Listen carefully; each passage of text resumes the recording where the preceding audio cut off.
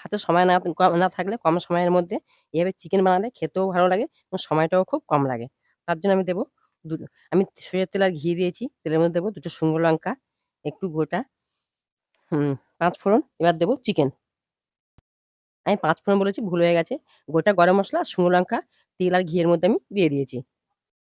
ওই তেলের মধ্যে দিয়ে দেবো চিকেন।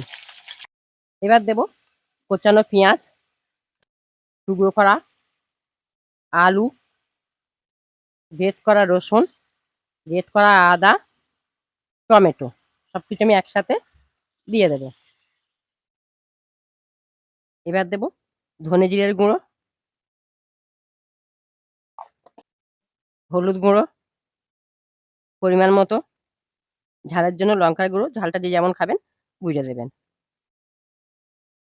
পরিমাণ মতো লবণ। একটু নেড়ে নিয়ে আমি এটা ঢেকে দেবো। দেবো ফেটানো টক দই। এই মাংসটা করতে খুব কম সময় লাগে, ২০ মিনিট মতো সময় লাগে। দিয়ে আমি ঢেকে দেবো। দেখুন চিকেনটা আমার রেডি হয়ে গেছে। আমি নামিয়ে নেব। আমি এখানে একটুও জল দিইনি। আপনারা চাইলে অল্প একটু জল দিতেও পারবেন।